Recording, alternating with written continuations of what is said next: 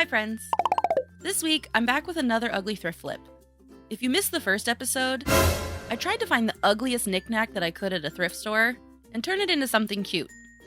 This time, after scouring the Goodwill, I found this. This seems to be some sort of display decor of a squirrel, holding a squirrel's favorite snack, an acorn pancake. It's got these weird stripes that are cut into its body. Those will be fun to deal with. And he has this fancy metal doohickey on his leg. Is it his armor? Is he part robot? Let's get to fixing this guy up. The first thing I'm going to do is peel off these stickers. Then I'm going to put a piece of paper down because this is about to get messy. I'm going to try to fill in all of these little troughs with wood filler. I've never actually used wood filler before, so I don't know if it's meant to be this thick. After I'd squeezed some out, the little tip kept getting clogged. So I used a paper clip to unclog it, but then it still wouldn't want to come out. So I'd cut a little more off the tip, and it'd work for one good squeeze and then get clogged again. On and on.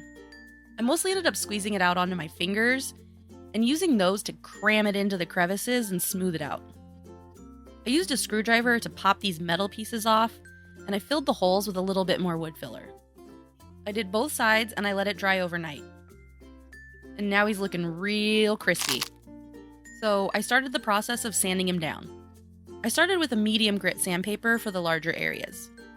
Because of the way it was painted, the stripes are still visible, so I used my finger to rub over the surface and check if they were evened out. For the smaller areas, I used one of these sanding sticks to get into the little tight corners. I also tried to smooth out the weird angles that were cut into the edges and make them look a little bit more clean. After all of that, he's a bit of a dust ball, so I started by brushing as much dust off as I could, making sure to get into all the little cracks and crevices, and then I wiped the whole thing down with a damp paper towel. I painted on a layer of white gesso so I'd have a fresh surface to work with. When I was thinking of ideas for this, I knew I didn't want to paint this as a squirrel. I have nothing against squirrels. I love squirrels. Me and squirrels have no beef. But I thought if I painted this as a squirrel, it wouldn't be changing it enough. So I needed to come up with an animal that has the same basic body-ish shape as a squirrel. Ears that stick up, a sort of pointy face, a chonky leg, a fat fluffy tail.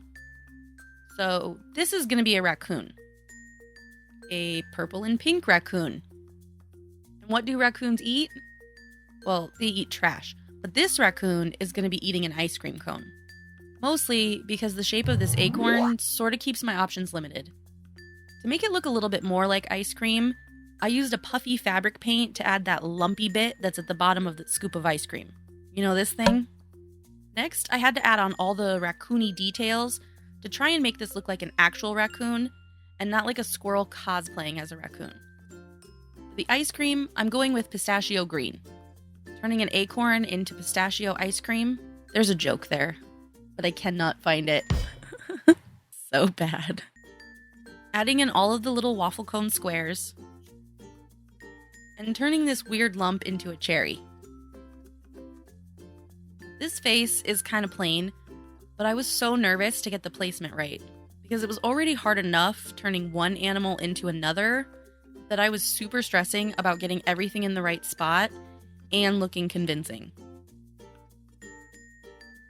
Yep, big difference.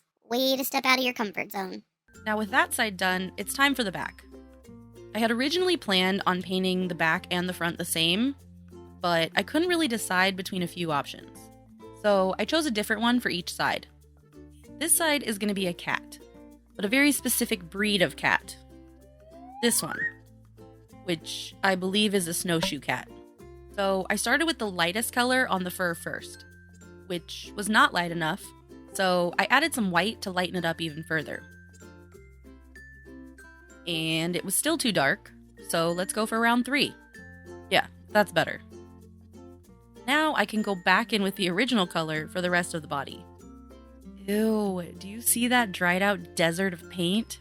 Ugh, that's so gross. It's giving me the creeps. I need a drink of water right now.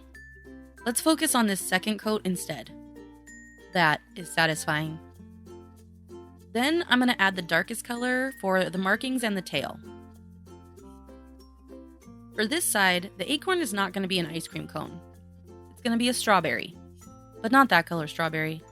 This color strawberry.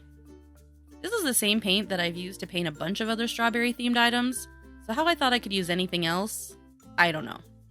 While I'm waiting for that to dry, I'll work on the face. I hate it, I hate it, I hate it. It looks like a mouse. But I don't know how to fix it, so I added some strawberry seeds while I let that stew.